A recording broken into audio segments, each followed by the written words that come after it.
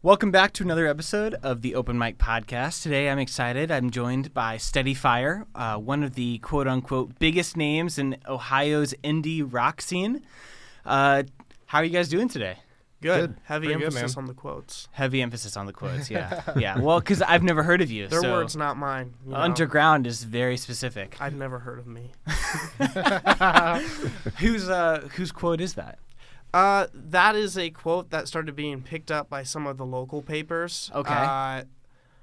Used to advertise our shows, and then in the UK they started using that on a station called XRP Radio. They're just like, what will be one of the biggest bands period. And then we're at Cleveland shows, and they started like announcing it like that. So just this like amalgamation of like, you know, when you start playing fests like Rover Fest and you're like on Rover's Morning Glory and being played on WMMS, people start attaching like things to your name, and Very it's weird cool. because what does that even mean?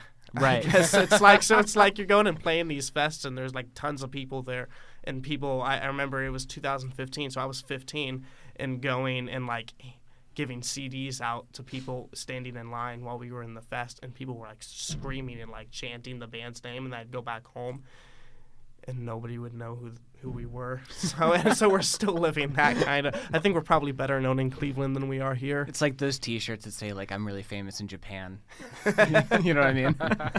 Well, no. So I actually have heard of you guys. You guys are really cool. You have a couple new songs coming out. I'm really excited to talk to you about them. Mm-hmm. And we'll go around the room really quickly and introduce ourselves individually. Let's start with you, Gavin. You are the guitarist and the lead singer of the band. Mm-hmm. Tell us a little bit about yourself. That's literally all I do Okay. in life. I play guitar, I sing, I write songs.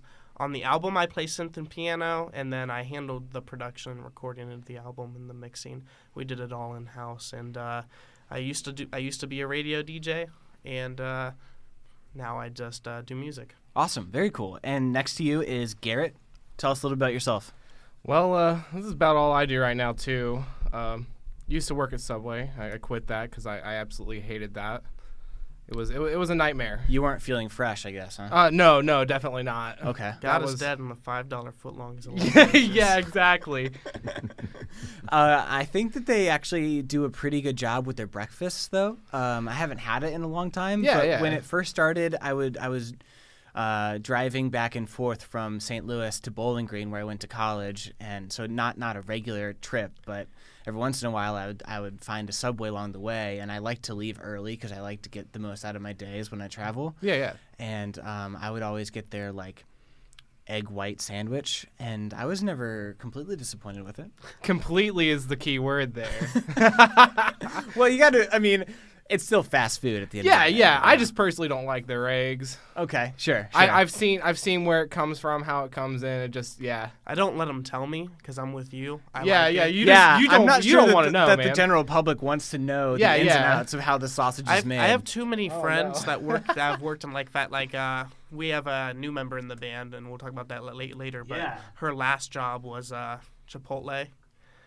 I just don't want to know. Oh yeah, no, please tell don't me. ruin. Yeah, Chipotle. don't ruin that one for me. Yeah, No, I please. don't that's wanna know. that's a godsend, and as far as I'm concerned. Yeah.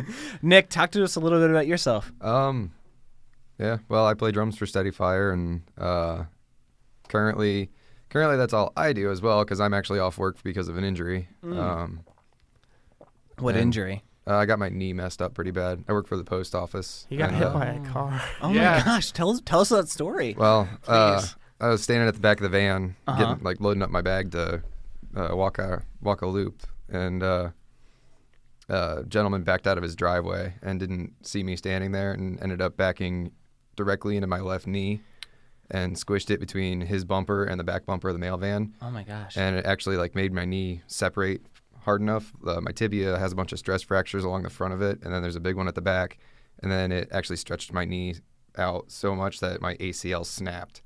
Wow. And my LCL got torn as well. So is that a workers' comp? Yep. Okay, cool. Yep. And I guess a serious question, can you still play the drums at the moment? Yeah, it was my left leg, so Okay. I don't use that a whole lot with Steadyfire. So Gotcha. got to wait for the bone to heal before they can actually do the surgery to repair my ACL. Okay, so if we're introducing ourselves, I too have been hit by a car. Oh, wow. I Richland Source used to work next to the Bureau of Motor Vehicles, which is just down the street from where we're at right now. Yeah. Mm-hmm. And there is a pizza shop called Two Cousins, which is not too far away. And this was back in my hefty days.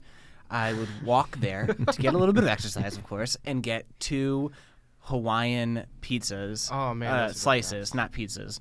Get the full pizza. Yeah. That's me. That's my life right now. Well, I did say my hefty days. Yes. And so it's a one-way street, Main Street, and that's difficult for multiple reasons, I think, because people only look one direction, as maybe common sense would say. So they looked in one direction. I, of course, was upwind from the direction they were looking at, and they just pulled out right in front of me. But I consider myself a relatively athletic human being, and so I saw the car, and I don't know why, but I did a spin move, like in Madden. He tried to spin the car. Oh, man. And so, honestly, I was fine because I think, for whatever reason, I was able to diffuse a lot of the, blow with my spin move. And the pizza box took the brunt of the damage.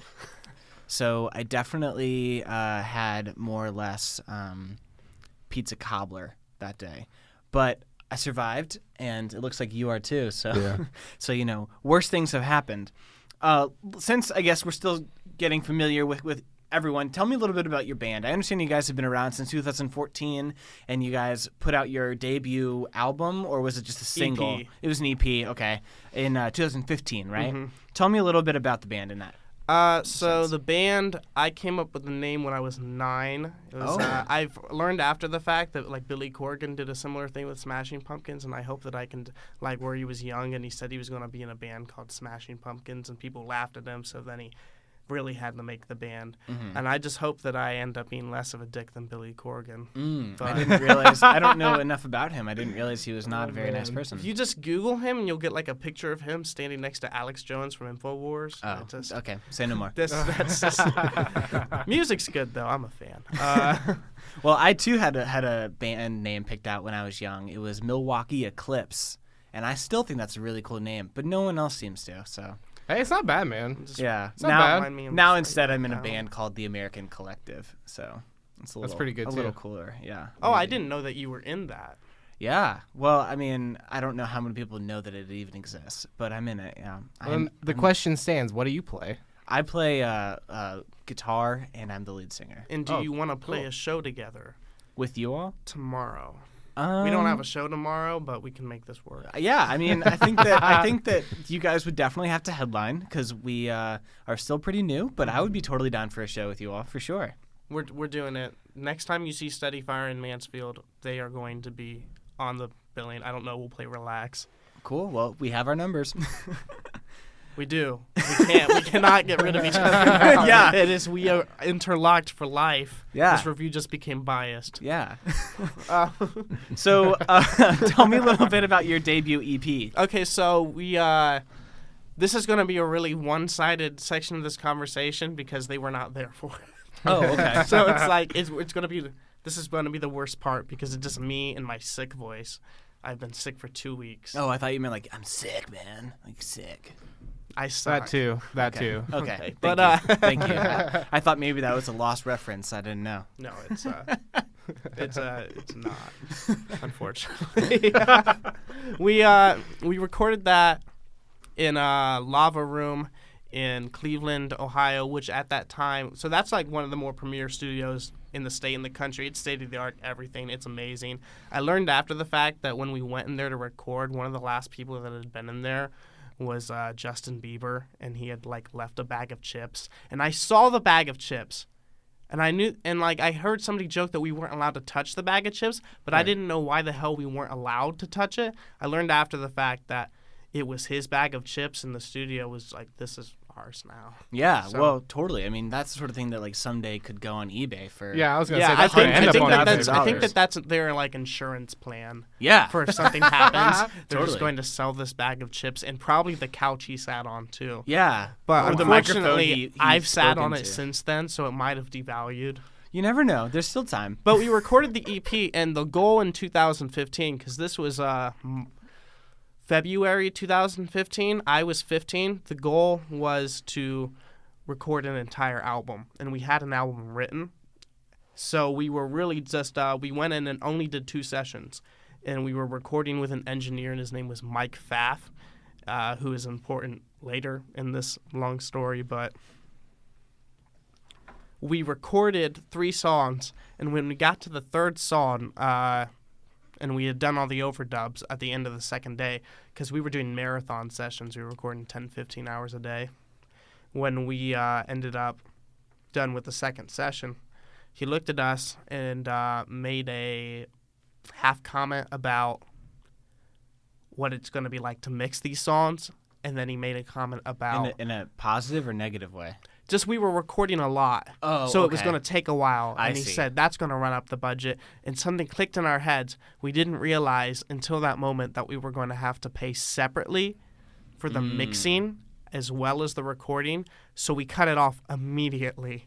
We said, we're done. We walked into the other room. We said, what are we going to do? We don't have the money. Right. Because we're self-funding everything Right. at this point, and we just agreed we're going to run this 3-song EP. And it came out on June 26th, 2015, and physical July 4th, 2015. And that's a release show. We played a 7-hour-long release show, and I try not to think about it. Wait, I'm sorry. A 7-hour release show? We Yeah, played that's- 2 separate release shows at the same day, and the one was Oh. right after the other one. Gotcha. So we played on this. We had 2 sets of equipment set because there was no time to set up like full gear. So we went and we played on this beach, and then we immediately drove and played a 4-hour show. Oh my gosh. So I'm a workaholic, but that was Yeah. a bit much for me. And it was July 4th. It was really hot. But we ended up, the songs were not done being mixed yet. We were kind of being sent these half mixes. And Grant, who was the drummer at the time, anybody listening to this podcast might actually know him because he's around here all the time. He runs the Grant's Guac and Roll food truck. Oh, okay. I just bought something from him a few weeks ago. He was in Steadyfire, and food's delicious. He has found his calling. A quick story about Grant. We once thought he was going to be our claim to fame because few people in bands have been berated by Gordon Ramsay. And Gordon Ramsay told him on television that his beef stroganoff looked like prison food.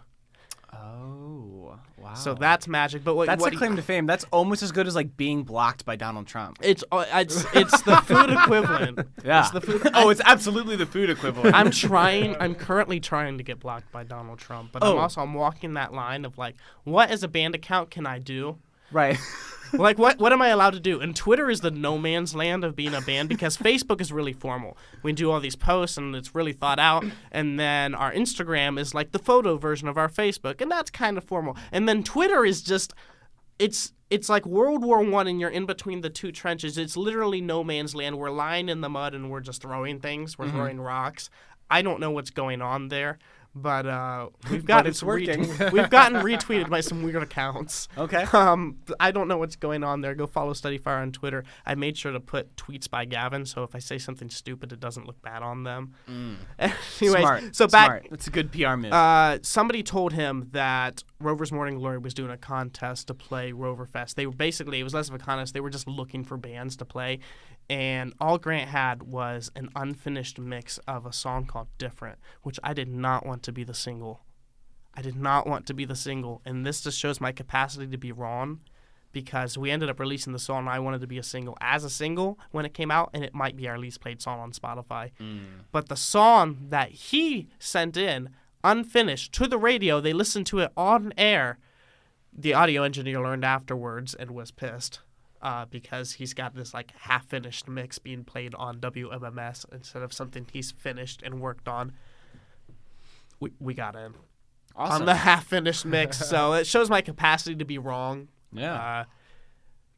And since then, it's been crazy. Well, so I didn't realize how young you were when the band started. 15 seems like a We were 14 when I started. 14. Okay. And that's when I wrote the songs. So, I mean, that just seems almost unbelievable. And maybe even like, did you ever think like, oh, this is too easy?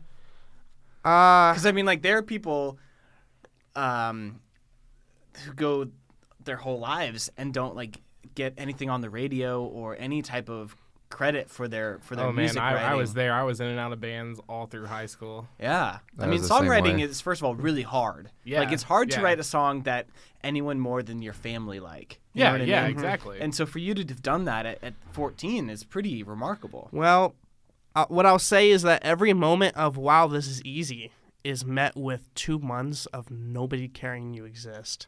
And when you get that level of success that early,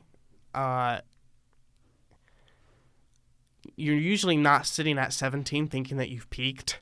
Right. But I had a moment where I thought that the band was over, and I thought, I might be done. Time to go eat a bag of chips. Yeah, we're 3. That's funny. So you have a new member in your band. We have 3 new members. 3 new members. But we have a new member that we announced yesterday. But we should go and first. These guys joined in April. Okay. They joined on 420. Okay. We tried Garret out before that. Yeah. And then what happened was we were like, Garret is great. We love this. Let's have him in the band. And then I got a text from Grant later that night saying something to the effect of, I don't think I can play shows. I was, why? We just tried out a bass player. What are you doing? And Did he play drums at this he point? was the drummer, Okay. and we had lost our bass player. Or was he pushed? I don't remember. But he was getting too busy. Grant Squawk and Roll was a very full-time thing. Mm-hmm. So at that point, he was working. He was trying to run the food truck. He had another job, and he was in Steadyfire. Mm-hmm. So it was just kind of, this isn't going to work. Right. And then the next day, Garret. First off, Garret had been talking. I don't know if you know. Garret had been talking you up the entire time I knew him. He's like, I know a drummer. Oh, I yeah. didn't He's know that. amazing. Garrett and I have played together in bands for the past 7 years. Okay. True so story. We've known each other for a long time. Cool. So I messaged Garret, and I just, we may need your drummer now. So he went over to his house, and I just sent him on this mission to, I don't care what you have to say, lie, I don't care. Tell him the band's going to be heavier than it is. Just get this guy in our band. So they went over, and I don't know, something at like 1 a.m. You're like, yeah, he's in. Yeah. That's awesome. Yeah, we were over there practicing, I think. Yeah, our weren't other we? band. Yeah, and we finished up, and I just pulled him aside, and I was like, Nick, I know this is going to be a lot of extra responsibility and everything, but like honestly, there's no other drummer that I would want to have with me like on this journey, because I know you are fully capable of doing any of this. And he was like, yeah, I'm in. And it was set there. Cool. And so on 420, we had our first practice as this new like Steadyfire 2.0. You keep saying 420 like you're really into smoking weed. Is It's that just a something funny that's joke. happening? Okay. It's just it's a weird coincidence. Okay. It's because no, I am not, but I will not speak for anybody else in this room. Hey, And I'm leaving it's it fine. there. It's fine. It's an open mic podcast. You It can say is. whatever you want. I am. But we had our first practice there, so we all get in the room for the first time, and we have this stage built. Again, like in order to like get to play the amount of things that like we're talking about, a lot of money went into this band really early on, and we're workaholics, and I mean we just work nonstop. Sure. Which is a testament to the fact that we have an album coming out, which is Yeah. unannounced as of now. I have no idea when does this go live.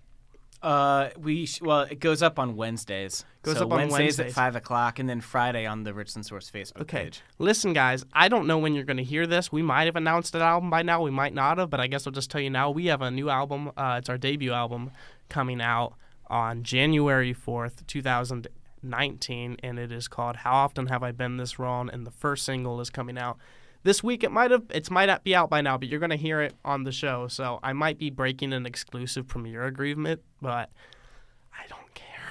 All right. So, Well, should we break the agreement right now? Should we listen to it? yeah, let's break the agreement right now. All right. Here it comes.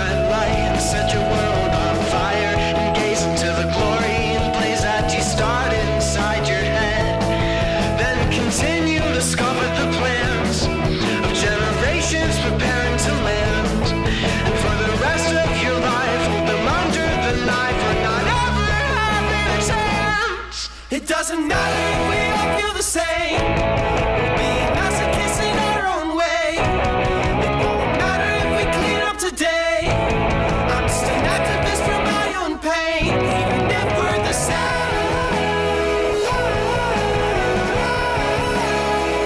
Even if we're the same.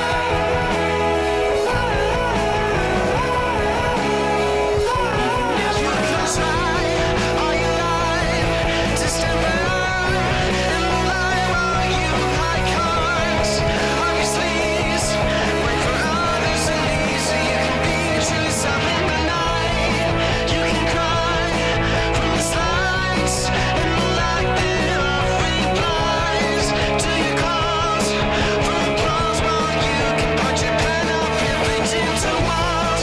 You can be what you dream at the expense of your scene. You can strive to give it all.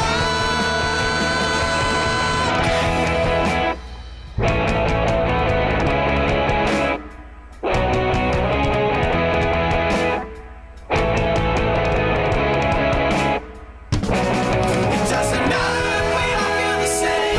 We're being masochists in our own way. It won't matter if we clean up today. I'm just an activist for my own pain. It doesn't matter if we all feel the same. We're being masochists in our own way. It won't matter if we clean up today. I'm just an activist for my own pain. For this section because it's about the when we had our first practice, all of us together. I just wanted to see like what it was even going to be like because Garret knew a few of the older Steadyfire songs because we had tried them out. Yeah, I sat down for like a solid week and like just listened to them and played them, trying to figure it out. I had no reference on like what the lines to these songs actually were. So I he just just kinda I heard played it. them by ear. Oh, and he cool. did a really good job with it because he came in and we were like, yeah, this is perfect. But then Nick didn't know any of them because we brought him in immediately, and we wrote 2 songs on the spot, just just out of nowhere. We just wrote 2 songs like that. That was the very first thing we did, and both of them are on the album. So on April 20th is when the album started being written. There's some songs on the album from before then, like that song, but the majority of the album was written between April 20th and June. April 20th is also 420, isn't it? Yes, Yeah. it is. I see. Okay. I think I caught on to something there. Cool. Yeah, man. So let's talk a little bit about your song. Tell me a little bit more. I'm really good at my job. Garrett's just such a smart ass. Yeah, I can't help that, dude. So tell me a little bit about the song. What does it mean and stuff? I try not to explain lyrics too much. Like up until leading up like to our last single, I did not even tell people what the lyrics to the songs were. So there was a point where we were recording our debut EP, and the bass player at the time was doing backup vocals, but he didn't know what my lyrics were. Like I hadn't expressly told him. He was just listening, and there was something wrong. Like there was something like he was singing, and there was something wrong going on between my vocals and the backing vocals. So I just told Faf who was the engineer, to just isolate what was happening, and he was singing a completely wrong chorus. So maybe I'm just like no, but maybe I just don't talk well. I don't know. I'll get that like Tom DeLonge Blink-182. Like he's saying something. It's something. I don't know what it is, but it's something. Right. Well, there's a carpool karaoke with Chris Martin and who's the guy? What's the guy's name? James Corbin. Yeah, and he got the lyric wrong. Yeah, and yeah, exactly. Yeah, and Chris Martin was kind of like, it can be whatever you want, man. It's music. And so I try not to explain this stuff because when I write these songs, I try to connect all of them because albums being cohesive is a really important thing to me. So even on the Steadyfire EP, it doesn't make sense, which was our debut EP. It doesn't make sense, the 3 songs together, but they weren't supposed to be just 3 songs. There was a whole album that will never get made because the songs that were good enough to be recorded have already been. Gotcha. And they don't connect to each other, but like when I play them, I know what they mean.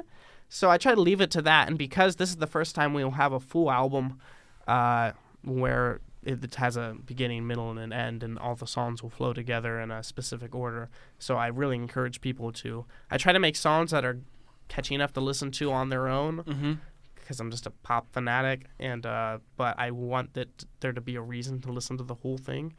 That's so cool. I don't want to explain the song, but there's a lot of the themes are in the title, even if we're the same, and it's kind of a generational thing of people looking up to their heroes. And I don't want to get like too into things like the Me Too movement or anything that's happening there. But why not, man? Let's talk about it.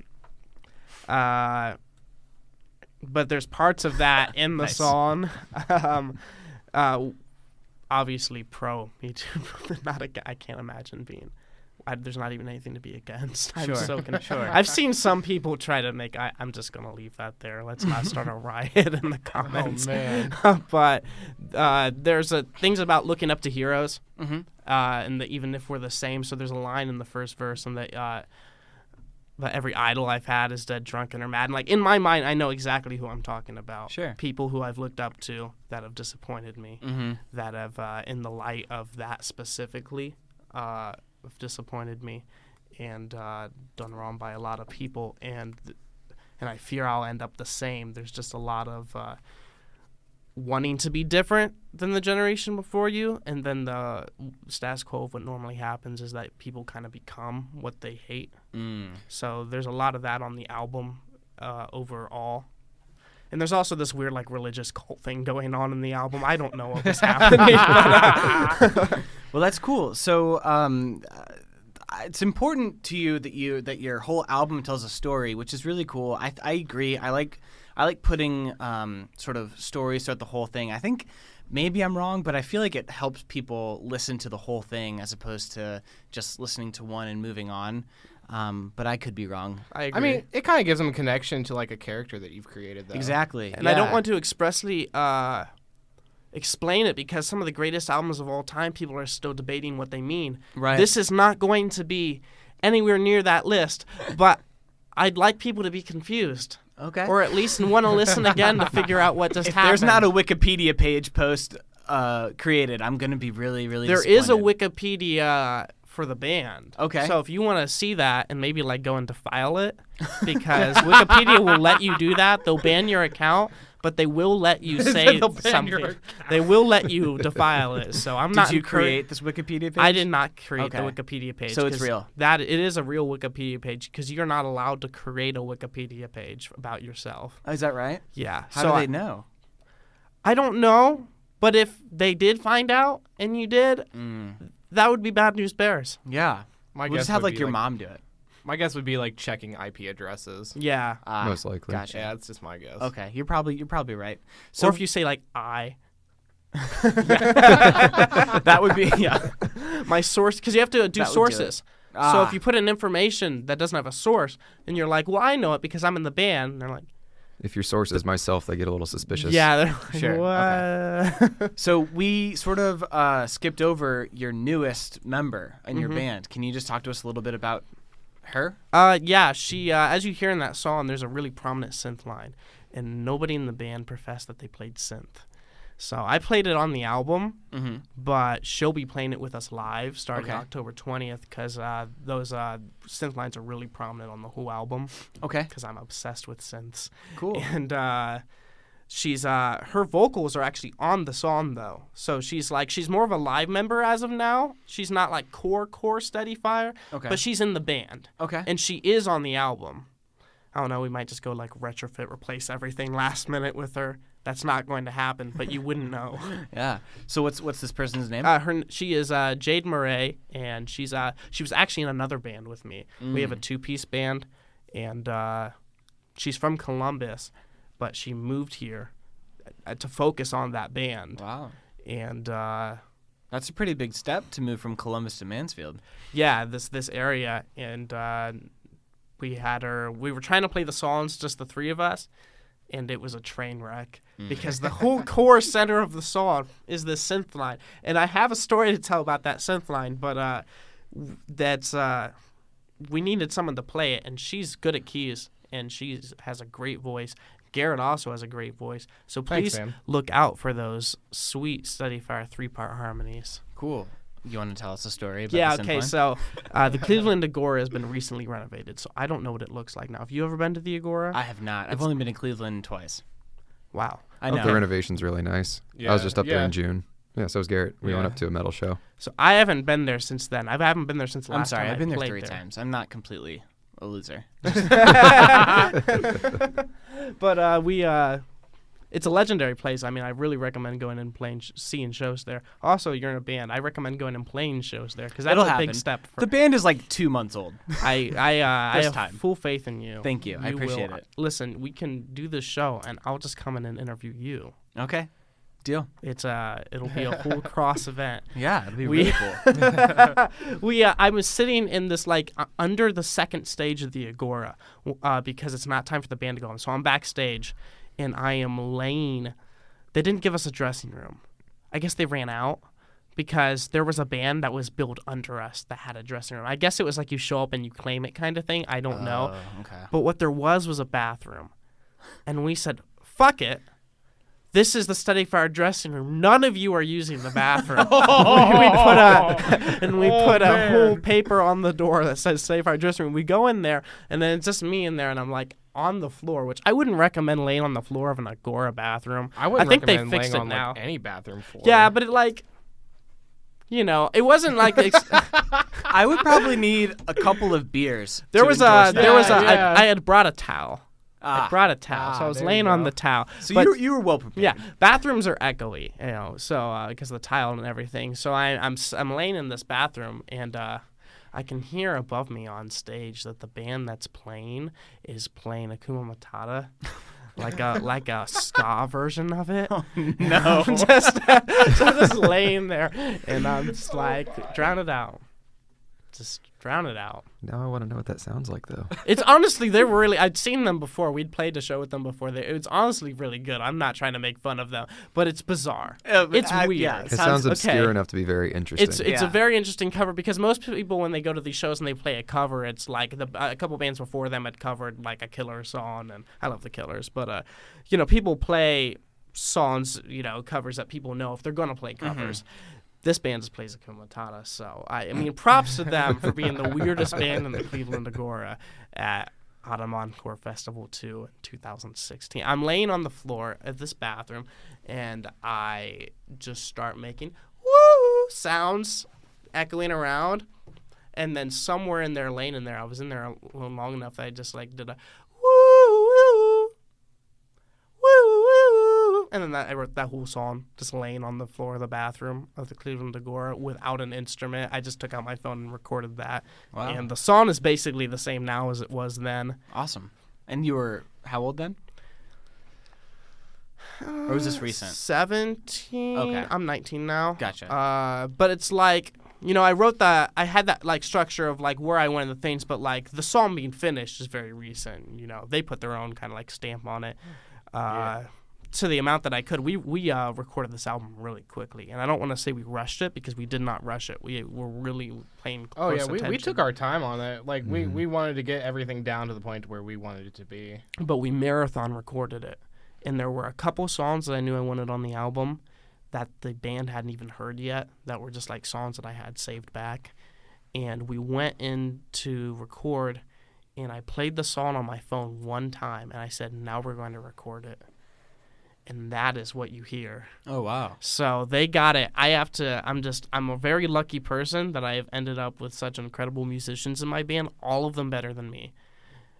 All of them better than me. I wouldn't say that. The fact that you even wrote that song is amazing. But they were. We'll find out when everybody reacts to the video. The video is weird. You've got to see it. Yeah. But So, speaking of everybody listening to it, I understand that you guys have very devoted fans, despite being what I understand to be relatively secretive as a band. Can you tell me a little bit about that? I like to keep people hanging. I like to put out little tidbits and snippets that don't make sense now. When I was a big inspiration when I was starting the band was I was a big fan of the band Brand New, and back onto the list of idols that disappointed me. But I was a big fan of Brand New, and those albums are still incredible. But they had around 2004 they stopped doing interviews at all whatsoever. But they would like randomly put out songs and stuff. And then from 2009 to 2017 they didn't put out an album. And the whole time there was like vague whispers that they were working on an album. And then when they finally went to release the album, they posted one status. It was like their first Facebook status of the year. It was towards the middle of 2017, and all it said was Brand New LP5 available for pre-order, very limited vinyl. It was like the only way you could buy it was this $45 vinyl edition, and then people bought it. It sold out within like 2 minutes. Wow. And I'm not even joking. It's quite the business model. Yeah, and then 2 days later, the album released. Like, they sent CDs of the album to those people's houses in a weird cardboard packaging with, like, handwritten notes, and they were numbered, and the whole album was a one track. And that's how it leaked onto the internet. They intentionally leaked it that way, and then they put it up. So it was only available like that with no label, and it went to #1 on Billboard. And something about that's one example, but I'm obsessed with weird cryptic teasing and like kind of creating a mythology, because that's the way it is in my brain when I'm writing these songs and I'm making this album. There is a mythology and there's characters that all of these things live in. Like, I am not the narrator of my songs. And if I am singing about me, I change things. There's always something more to everything. So if something seems simple, it is, because I'm writing pop music and then they're turning it into rock music, and that's where you end up with that kind of indie rock spectrum or alternative. But I try to hide things in plain sight that are hard to connect, but they just are. Like, before we put out our last single, which was 1967, which was the last Steadyfire single to not feature them. It was just Grant and I played bass and guitar, and he played drums. And since then, like, literally, we were writing the material for this album before that even released. There's a weird story of why that single even came out, because it was not going to come out. I remember. No, I remember. Yeah. Oh, jeez. But I don't know why people have latched on to Steadyfire. I don't get it. I don't know why we're being added to playlists. I don't know why we put out a song and promote it with all we can and nobody cares, and then like a year later it gets added to all of these playlists and people are writing articles about it. I try not to follow what's going on with the rest of the music industry, because if you do that, you're already a step behind. So, you can pay attention to it, and you can look at what works, and you can look at the history of things. But when I think about what am I going to do now, I think about the albums that have really heavily affected me. I think about releases that were monumental, like Sgt. Pepper's, and albums that caused me to want to make music, and the mythology that still surrounds them. And I try to bring that, which I think some bands are doing it really well, but I think that overall that's the way I like music to be. That's the way I like bands to be. I like them to have that mythology and that thing that where you have when you develop a fan base, which we somehow have, because I don't know how, they have something to latch onto, and it feels like there's something deeper. And in a way there is, but they're just songs. But a story is being told, and I hope that it taps into the deeper just connection that people have to music and between each other, because that's what the songs are about. If you want to break down really any Steadyfire song, it's just about the connection between us as people and how we relate to each other, because I haven't figured it out. Cool. I see you guys are both nodding your head in agreement. Do you have anything else you'd like to add on to that? Not entirely. No, he covered that pretty well. Okay, great. So this upcoming album release, you guys have, as you just said, get a lot of articles written about you, and I know that Starting to. Yeah, that's obviously really exciting. Probably no more exciting than being on the Open Mic podcast. But This is thrilling. yeah, This is the first time all of us have been in an interview together. wow. I mean, realistically, this is You- about my first yeah. time being interviewed. oh, Mine wow. too. Well, welcome. And this is the Well, sorry. Garrett and I come from like a metal background. We used to play metalcore back 7 years ago when we first started playing in bands together. And I mean, we played shows over here in Mansfield We used to play with like the Infantry and a couple other bands like that. And me and him that was really the only band that me and him have been in together where we like actually played shows. Yeah. And everything else has sort of just been out of my basement. So the Steadyfire, going from like extremely heavy progressive metal that we played before to indie rock, it's a really big change, but being able, like, this is the first band I've ever played in where I made money in it. Oh, okay. I mean, like, we haven't made a lot of money doing it, but it's the first where I've ever been paid to play a show. Yeah, no, being paid for doing stuff that you love is just such a really cool feeling. Oh, it is so gratifying. I mean, So- like, you could get like maybe $15 if you're getting like Yeah. like get amount of money and you're splitting it up with your band or however you guys do it. Yeah. But it's Yeah. just really cool to get anything for Yeah. for being able to do what you're really into. And a really cool thing is when you're in a group of people, whether it be 3 people or 4 people like it is now, that are so dedicated to doing this. Like, this is not a side thing for us. Right. I started a record label in the summer of 2016 to cover all of my projects. So when you called and I answered as Modest Airplane Records, I didn't know who was calling me. Oh, gotcha. So if I have that number list, I'm just going to divert to that because they could be calling about another thing I'm doing. Or I'd like to add other bands to it, but, we'll see where that goes. Right. That was just to cover us legally. We, as far as I'm concerned, we will stay completely independent forever, and we will only work with an external label if it's on the basis of we get to use our label imprint, and we have full rights, and we get to control the creative process. Because honestly, what we're doing is working, and that is staying completely independent, having a direct line to our fans, treating them as friends. And all joining in this mystery together that we're all uncovering. And everybody in this band is completely dedicated to not doing anything else with their lives besides making music and going and touring it, which we're planning a tour right now. And we haven't talked about it at all, but we are planning on touring summer 2019. And then we have more plans beyond that we can talk about later. I don't know, but I wish I had water. Oh, I'm so sorry. We can take a break. We'll play 1967 here for you, and when it's over, we'll be back.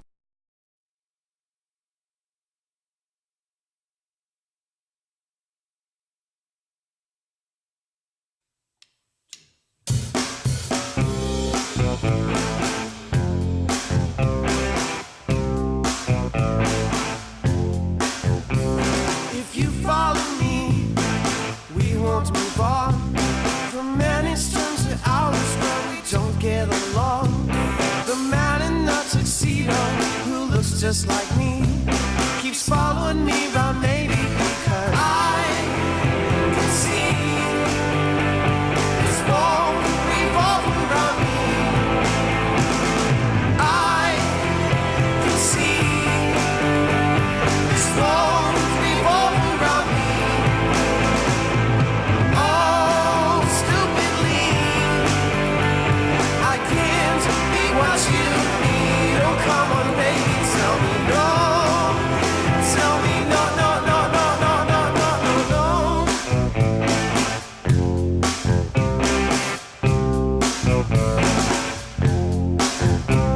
If you follow me, we're all gonna die. I get a bad feeling when everything goes right. The voice in my head, it sounds just like me, keeps telling me I'm lazy, but I can see this world revolve around me. I can see this world revolve around me. Oh, stupidly, I can't be what you need. Oh, come on, baby, tell me no. Tell me no, no, no, no, no, no, no, no.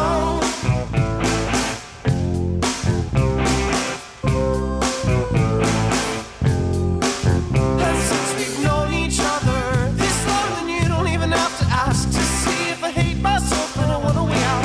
You know I don't want to be me, but don't you know I can never know what you know, and it haunts me at night, maybe because I can see this world revolve around me. I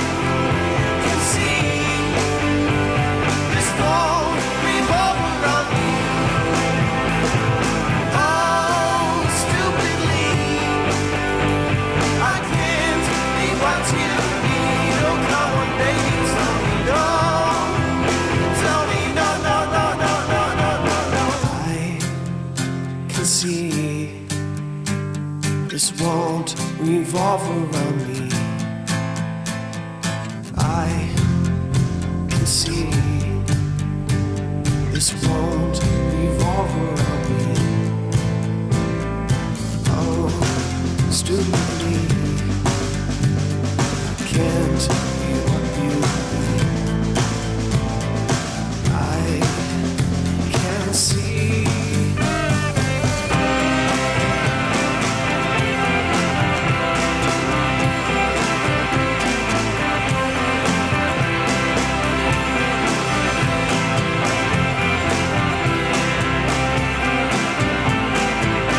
All right, so you just heard 1967 by Steadyfire. It was their last track, and we're back after a water break. Our whistles have been wet. Newly hydrated. That's right. And so talk to us a little bit about 1967. Okay, so 1967 is a weird song. It's another song that I wrote, and I'm just watching you stroke your beard, and that just led me to something I have to say later. I am all over the place. I am jumping around the room mentally, and I hope that my points connect back to each other. And physically, Yeah. I am literally jumping across the room. What's that episode of The Office? Where Jim is- Parkour. yeah, not the one I'm thinking of, but that one is glorious. It's the one where they like have a recorder there, and Jim is yelling about things that Dwight is doing that he's not doing. Like, let the record show that Dwight is wielding a knife. Yes, that's such a funny one. That's the one where I think Michael is like out of the office for some reason, and Karen is back in the. So it's pre Jim and Pam. Mm-hmm. But Andy is there. Being together. Yeah. It's the beginning of Andy being It's the like, worst. Dwight is in his underwear. He's like, no, I'm not. Yeah.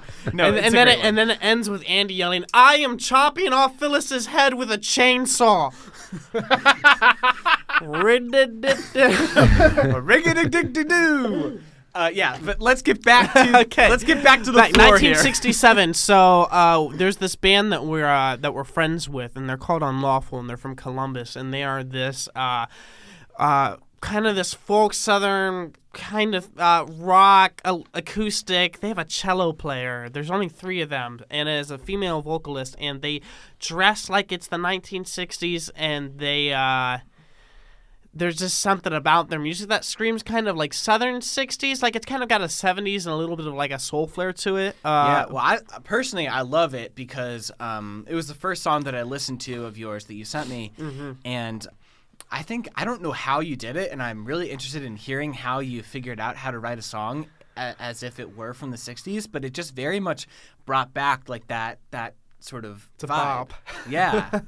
I was sitting after we'd played a show with them, and I write these joke songs, and they can attest to it, and they're awful. Oh. But like when we're standing in rehearsal, I'll like write a whole joke song on the spot, and they'll like join in, and a lot of them are kind of in a more 60s style. Okay. So 1967 started as one of those, but it was just me on an acoustic guitar, and I was writing this kind of sarcastic song about the 1960s. And the thing is, when I started, what I learned guitar to was early Beatles albums. The first album I ever bought was A Hard Day's Night. Okay. So my songwriting, when it goes back to its very core and like my comfortable space of writing songs and what I know how to do, is a more 60s style, Okay. which is why I stick to kind of a pop thing. If you go to Steadyfire songs and you look at them on Spotify, I'm just telling you to do it because the songs go like 3 minutes and 42 seconds,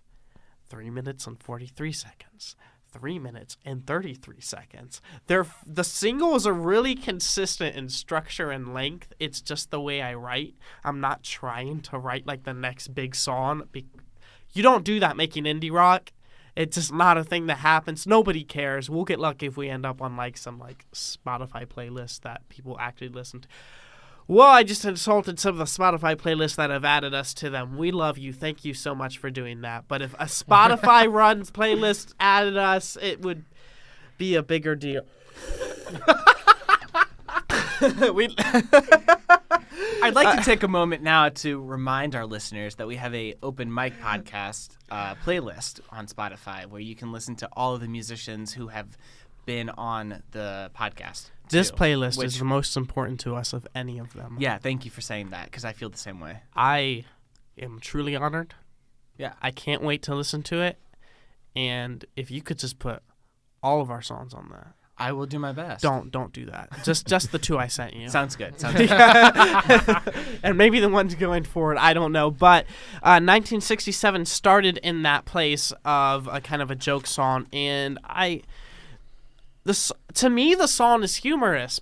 Some people have like attached to it, and I've got a few different songwriting modes, and we have a song called "Every Time I Do I Die," which was our first song to like different blew up, and it actually was on a top 40 indie chart for 40 weeks, and was topping radio airplay. That's sweet. I don't know how that happened, but the song "Every Time I Do I Die," I should preface this by saying we had 2 singles released in 2016 that were produced by Eric Emery from Sky Harbor, who is a Grammy-nominated producer. They're a progressive metal band. They actually just put out their newest album. They're signed to they're a major label band, and those 2 songs were produced by him, and he's great. And the production on those songs is snappy, but those he's the most tatted man I've ever seen. Nice. You could go on for hours of just weird stories with this guy.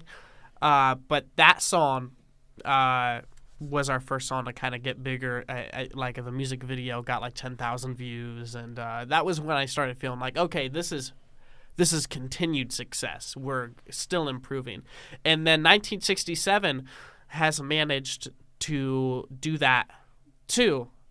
But those 2 songs to me are connected in the way that I wrote them from sarcastic points of view. The lyrics to that song are, and you can actually Google 1967's lyrics. They're on Genius. Did that sort of pain you to release the lyrics to Yeah, that I'm song? finally releasing the lyrics to songs. But when I started what happened was I started getting compliments of the lyrics of the song, and people were complimenting lines that didn't exist. Oh, no. And I felt really bad, and I never told them that it wasn't the line. I was That just happened to me thank you too so for one much. of mine. Yeah. Did it? Yeah. Is this a common thing? Tell me. There's a thing that Mansfield does, and it's really, really cool. It's called the 419 renditions. And basically what it is it's whoever wants to participate in it gets to cover other musicians' music. And it's sort of just a really cool way of celebrating the local music in town. And that's really cool to me because That's pretty cool. Yeah, and so anyone can do it. And so I've been a part of it for the last 2 years, and there's a podcast about 419 renditions where I talked to 3 of my music friends in town, and we covered I covered one of the musicians, and then there were 2 others who did covers of bands that weren't a part of the podcast. But it was really cool. And the very first year I did probably my most well-received song, "The Night," and the opening line is it's going to be really hard for me to say it without singing it, but it's "Tonight's the night, the day is done, the man in the moon defeated the sun," and then it's the fire is warm and crackling loud, friends work their ways to the sound of the crowd. I'm sorry. No worries. And the cover changed the last line of that phrase, and I thought it was a lot better, and so now I've actually been using that. And so credit Marshall Elgin for that. But yeah, so I just think it's funny because obviously you can't look up my lyrics anywhere because I'm not a big deal enough to have anyone do that for me. So yeah, You will be. No, no. Oh, You're nice. God. You're nice, but no. And so anyway, so I know what that's like because it's kind of funny, especially because for me, I was like, oh, I like that so much better than what I did right. I've had that a few times. This was not one of those times. Okay. But I thought about it for a second. I was like, I can't, no. But the chorus of the song is this I can see this won't revolve around me, but it's distorted because I wanted to capture that more vintage style. Honestly, I distort my vocals in any song that I have even slight say. It started with different, and now it's just kind of a Steadyfire motif. I enjoy it. I like that kind of whole like destroyer effect. So I enjoy it. Wow, but pretty good with your hand. Yeah. I have to replicate it live somehow, friend. He practices that. Yeah, on cupping the mic is a lot the of best way to practice. do it. I used to have a harmonica microphone that I would like lean over and do it to, and we played one show with it, and someone stole it. Oh no! Oh, wow. What jerks? Yeah, so that's $100 I can't get back. Yeah. So I was on my phone while you were talking, and I feel I need to address the fact that I was not like texting my mom. I was working towards this next question because we were talking about Spotify, and it reminded me that Donald Trump recently signed into law a bill about licensing legislation for musicians, and I just wanted to know how. Modernization Act. Yeah, I was hoping. It sounds like you're going to be able to talk to me a little bit about it. I just wanted to know like what your opinion is of it, because Kid Rock was all in favor for it, but he's at the very top of the food chain. And I read like maybe 3 articles, one from Vixen and one from Rolling Stone, and none of them really did a very great job of describing what the bill does. But I just wanted to know what your thoughts of it were. I mean, like, I obviously haven't, like, read the bill. Right. And a lot of this stuff is you can get, like, the talking points, but the fine print really decides what happens, and that's a scary proposition, isn't it? Yeah. But when the man signing the bill definitely didn't read it. yeah, no, I mean, nobody reads the bills. I mean, you've seen the size of those. The executive branch cannot read, my friend. My favorite, and I'll jump with you across the room. My favorite portion of the Simpsons movie from like our childhood was when their governor or someone, he may have been the president. Someone like lists 3 bills that he like can sign. Oh and he goes, yeah, like, and he's just I like, was elected to lead, not to read. That's I think that sums up maybe the entirety of Congress. I'm not trying to get too far into that. Follow me on Twitter for more rants. I don't have a personal Twitter. It's a Steadyfire. It says tweets by Gavin. I'm so sorry. Right. But what the hell were we talking about? The legislation. Okay, legislation. So to my knowledge, what it's supposed to do is, and it seems like a really positive thing, what it's supposed to do is make it so that streaming services are legally obligated to pay artists for streams without bias. Yeah, well, I think it's a good thing because it means that people will be able to listen to Taylor Swift again, potentially. So that's exciting, I think. That is a major point of Steadyfire, is sitting around and listening to Taylor Swift on a regular basis. Yeah. Baby, I now we can't- got bad blood. I can't name a single song, but that was a great reference. I like can it. name a lot of songs. Okay, awesome. So what are the plans for beyond 2019? Whatever happens, happens. So the album is being released on. I'm deciding internally in my head exactly how much I want to say right now, and Okay. I think my brain just said all of it. So, Beautiful. 2019, the album is called "How Often Have I Been This Wrong?" It is a concept album. I hope you're able to tell. It's weird. I'm not a religious cultist. In fact, I'm like exact opposite. But there's some songs on the album that might sound like that, and also the video for Even If We're the Same. I like thematic things and I like telling stories. I just want to like get off like in this first interview talking about this new music that there is a difference between the songs and their character the characters I make and then me. And you got to separate art and the artist, but also you got to recombine them because that whole mysticism and interest thing. So what people take of it, basically whatever the most popular consensus on what the album's about, I'll just nod along. But it's about something, and it means a lot to me. It was originally going to be like an album that was just myself, and I was writing it like that. I put out an album in 2017. Yeah, 2017. Called Happy Birthday Misery, and it's not like an album like it is, all the songs flow together and everything, but I treated it like a demo. It was me just kind of like teaching myself how to engineer, but the songs were really important to me, and they came from a really personal space, but it was still a character, like it was a character version of me, like how in The Office Creed Bratton is a character, but when I looked it up, the actor's name is Creed Bratton, and apparently they based I've learned now that they based all the things about him off of actual things in his life. It's weird. Like he actually killed a guy, and yeah. They got arrested for stealing military-grade LSD.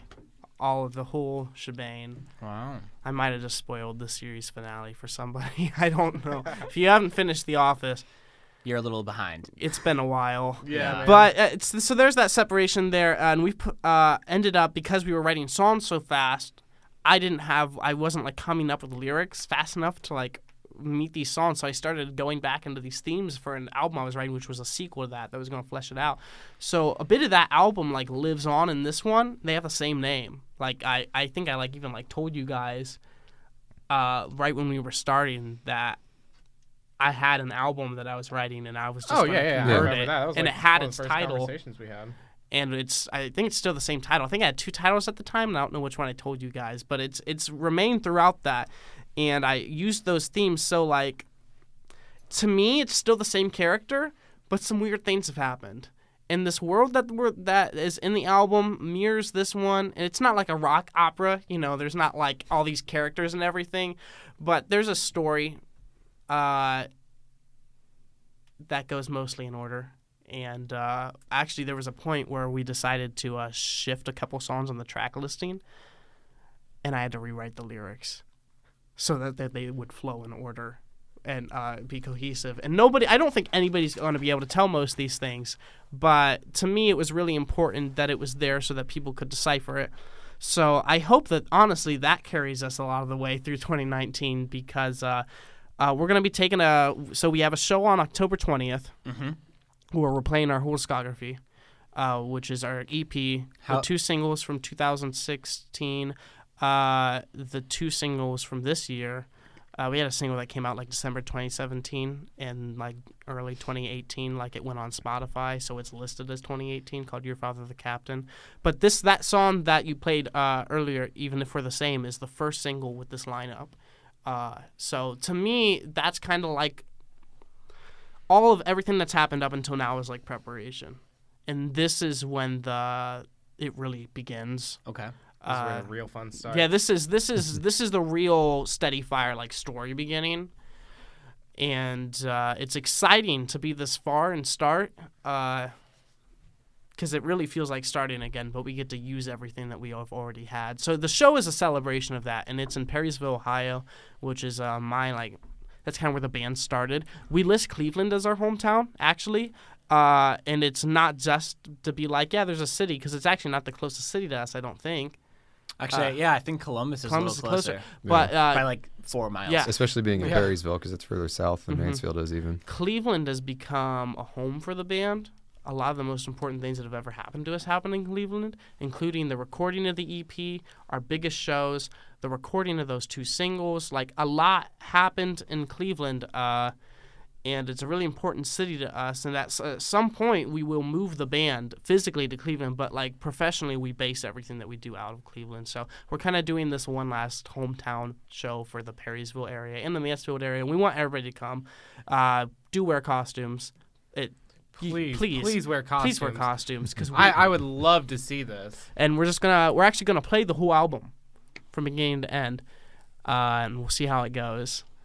Hopefully, people aren't throwing chairs, so maybe that would be cool. Maybe it'd be cool to have Maybe that. people come dressed as chairs. Can somebody dress as me? We'll leave that up to you.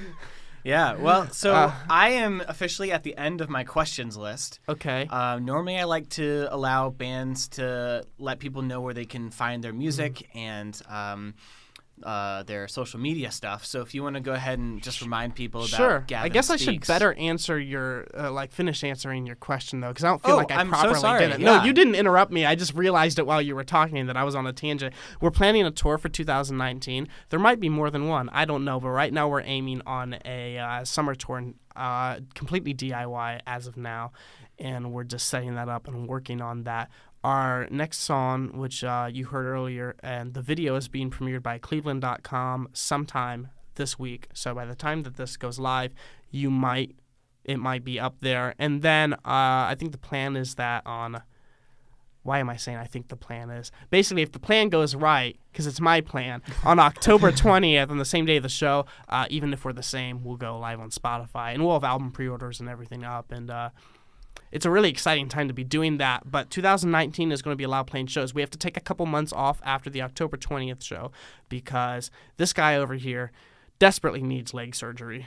Okay. And he's literally put it off to play these shows. We also have another show, which has not been announced, but I'll just say it here, on November 2nd at the CD 102.5 Big Room in Columbus with Unlawful, the band that inspired me to write 1967. And,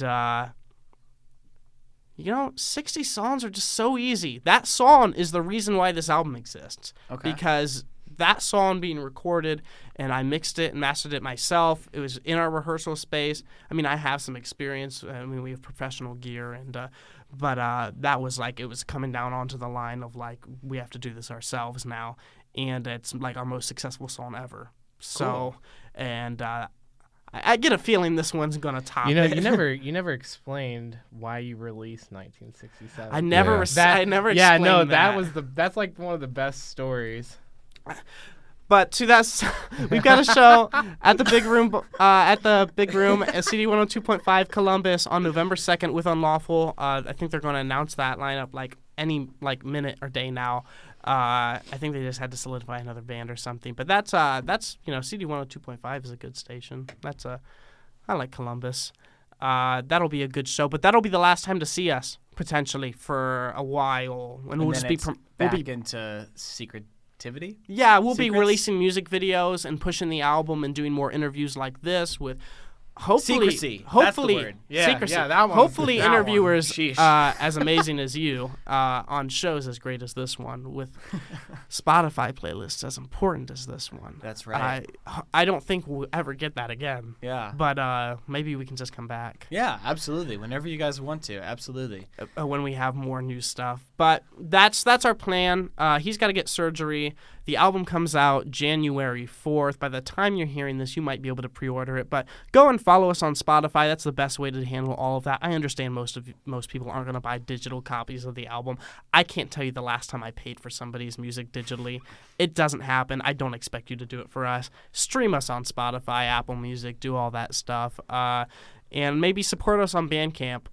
Stuff we usually release is usually pay what you want on Bandcamp. That's the way I think that that should be handled digitally because you're not really buying a product. But it should be up to the artist.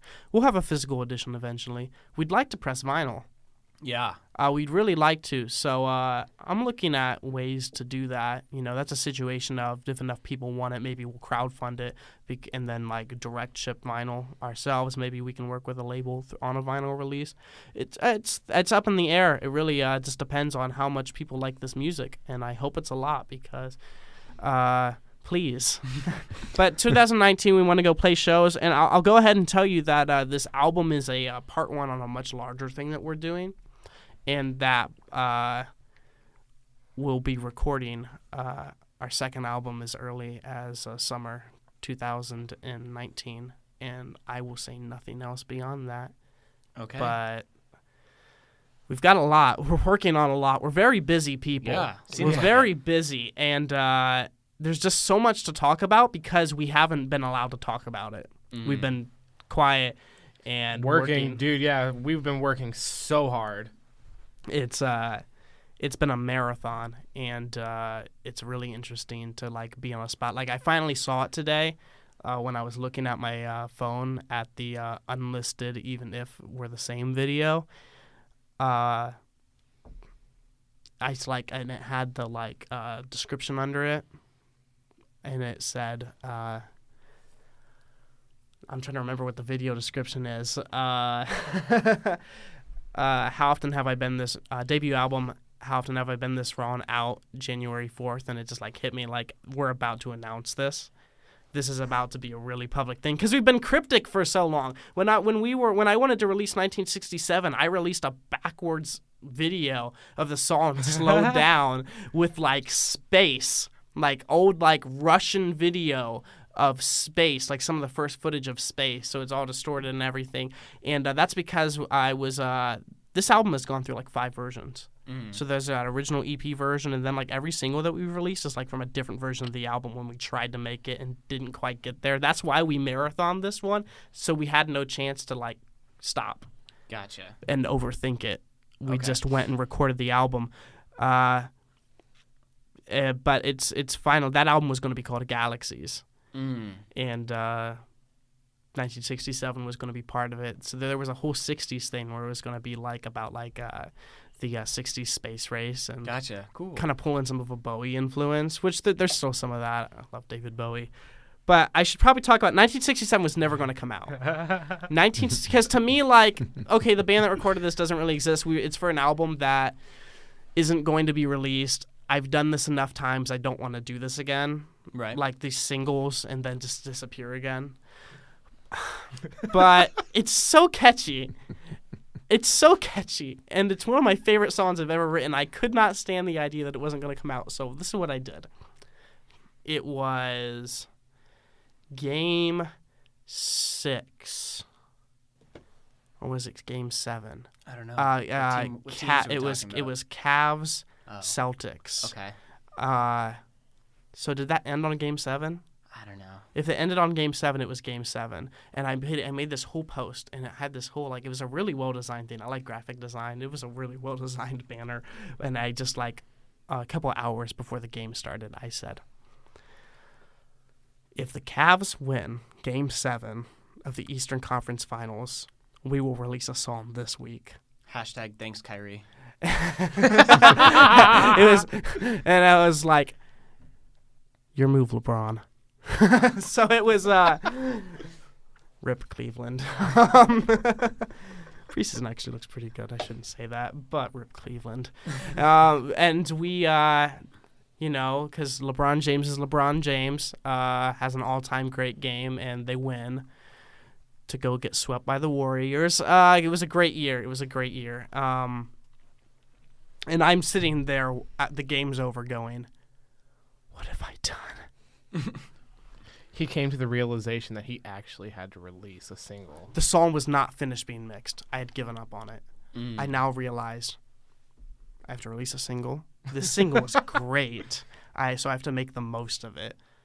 I have to make a video. I need to get artwork. I need to get this on streaming services. It took me like 3 months to get it on streaming services because I couldn't get the master quite right. I had to mix the way I wanted it, but I wasn't comfortable with the master. In the video, it didn't matter because it had a volume compensation because of the way like YouTube and Facebook handle volume. It sounded good, but just the file itself wasn't where I wanted it. It was probably fine. Right. It was probably fine. I probably messed it up. I don't know. You might be able to tell like slight differences between the versions. It's just a compression difference and maybe a volume difference. But so it was like 1 week countdown. I have to write a video. I need to film the video. I need to edit the video. I need to get the people to be in the video. So we have this running thing going on. And there is a friend of mine, and he was the co-host of my radio show when I had it when I was 15, 16. I ended up running the station. It's a story for another time. Really weird. It's literally like a crime drama. It involves prisons. So you'll definitely be back on the show. This is a cliffhanger. He doesn't get to hear the story unless he brings me back. That's right. So I realized I have to come up with all of this. And that friend of mine has like secretly been in my videos for a while. I had a video from that solo album I did where he was in a mask. And there was a video for Your Father the Captain where it was him and his girlfriend. It was both of them actually in both those videos, both in masks. And then in the Your Father the Captain video, they were both in masks because at that moment I was the only member of the band. But the song had already been recorded like a year prior, and we had never received the mix back. So we finally got the song given back to us because things happened. And I'm like, I want to release this. I don't have a band anymore. Well, I guess I'm the band now, like a Panic at the Disco situation. Brendan at the Disco.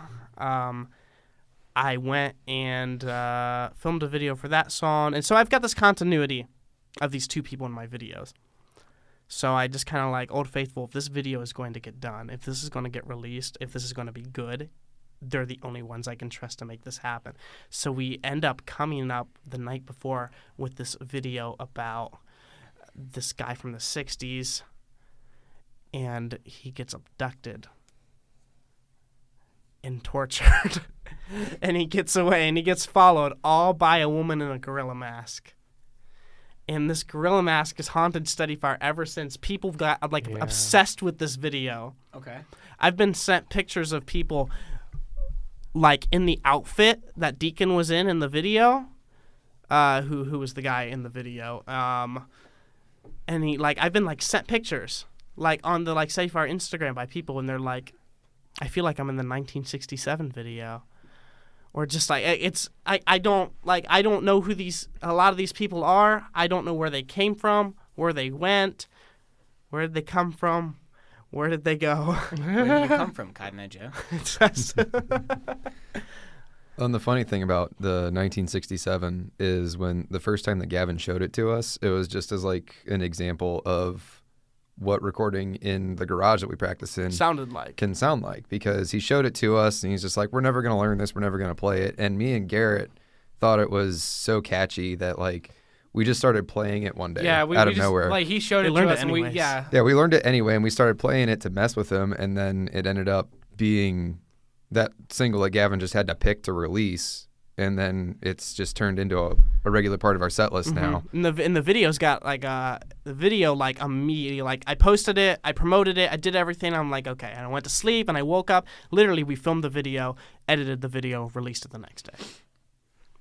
With promotional material and everything. I'm a workaholic. I'm insane. I don't know what I'm doing. I know what I'm doing. I don't know why I'm doing it or at the speed I'm doing it.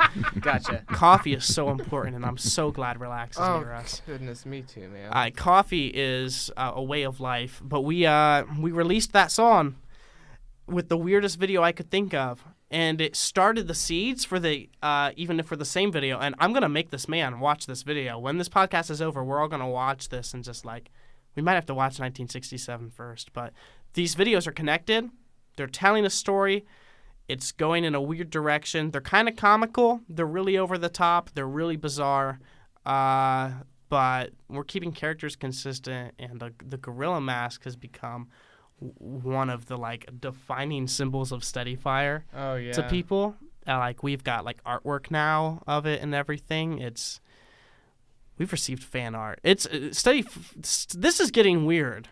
Okay, I don't know how to handle the amount of attention that some of this stuff is getting, and so what do I do? And I'm kind of collapsing under it. And then it's what do I do? It's okay, well, let's release something even better, even catchier. Let's push it even harder. Let's go on tour. Let's seriously. We already have the producer picked out for our next album. He listened. He listened to a couple of the songs and he went, "Yes, I want to work on this." And he is not a small time. I cannot talk about this, but it's one of a member of one of my favorite indie rock bands of all time is going to be producing the next Steadyfire album, and I'm just sitting here trying to figure out what I did. Looking for answers in the bottom of your cup. Well, then we're going to be going in the middle of the tour, recording the album. Oh, wow. And then continuing the tour. Yeah, we're going to work it into the tour next year. So I know that you guys mentioned maybe an hour ago that you had fans, a lot of fans in the United Kingdom. Yeah. Are you guys going to go tour over there, or is that sort of out of the DIY budget? I mean, everything's out of the DIY budget. Well, because of the nature of DIY. You can't DIY an airplane. Yeah, because of the nature of DIY, everything's also I probably in. wouldn't fly. Eventually, we're going to tour everywhere. The goal is the world. This band is so ridiculously ambitious that we don't have to pretend about anything because we're simultaneously one of the larger indie bands in the state and also completely unknown to the people of Mansfield. And we live here. Right. So we're in an interesting limbo, and we're excited to see where it goes next. But there's people listening to Steadyfire everywhere. I get the charts sent back to me from Spotify and everywhere showing me, because we're verified on everything and Spotify and everything, and we get all that information back, and it's weird. It's weird when it's okay, all these things, By the way, there's 6 people in Nigeria listening to 1967. Nice. It's like, what?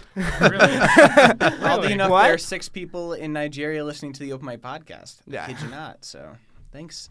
That's Thanks pretty for listening. If you are listening. That's pretty cool, though. Probably the it's same weird. 6 people. I really Honestly, hope, man. I really hope. Perhaps. I actually have a sinking suspicion, though, that it's like bots and like the Libsyn people are just trying to make me feel really happy with.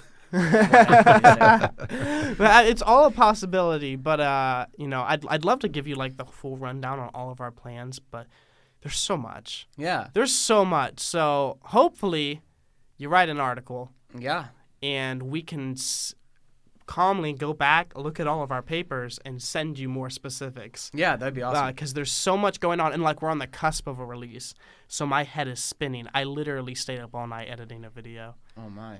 And then I drink NyQuil, and here we are. So it's been great. It's a roller coaster. It's so much fun, and we are going to be practicing today, Monday, Tuesday, Thursday, Friday, show on Saturday, and then playing another show at the beginning of November, and then this guy won't be able to do anything for a little bit. So we'll get to calm down, and by calm down, I mean do even more, just like social media promotion, talking about the album, releasing more singles, videos, like stuff's about to hit the fan. And then the album's going to be out before we know it, and then it'll be on to the next one and touring. And you can listen to us on Spotify, Apple Music, literally anywhere that's a streaming service. I'm that obsessive. I found everything. We're on Tidal. We were on Tidal before I knew what Tidal was. It's a thing, I guess. Yeah. Kanye and Jack White condone it. It's something that Jay-Z owns, so Yeah. I don't pay for it. But you can listen to us literally anywhere. You can Google Steadyfire, and the Google front page is nothing but us. One word. One word, Steadyfire. Please stop putting a space between steady and fire. Don't capitalize the F when you make it one word. It's a Steadyfire, capital S, or you can capitalize the whole thing. Google originally messed it up, like when they were like, they made it like Steady Fire, like it was one word, but the F was capitalized, and I'm just... I actually heard the capital F when you said steady fire like that. Yeah. That was really good. Why have you done this, Google? Nothing says this. What are you doing? Right. But now, because of the Wikipedia and the articles, and Google has corrected it. I mean, like, it's so weird to Google yourself and pop up with like Google's like Wikipedia summary and pictures, and I don't know what's going on. Well, I I'm Google freaking myself out. often, and I get Nora Jones's Wikipedia page. That's amazing. Well, it'd be cooler if it were me. Yeah, but whatever. if it's got to be one. Yeah. Because I used to like Google Very my true. name, and I would get like Gavin McInnes, Mm. and I try not to get the alt-right when I Google myself. Yeah. Or when people Google me, I'd like them not to get the alt-right. Please. Please. Well, this seems like as good of a place To stop. as ever to let me go to the bathroom. So thank you guys so much for coming in today. I had a great time, and I hope that you guys will be back. That's the plan. I hope Yeah. you let us back. We plan to be. I'll let you. All right. Come back thank with you. guitars next time. All right. That'd be great, too. All right. That's all, folks. That's it.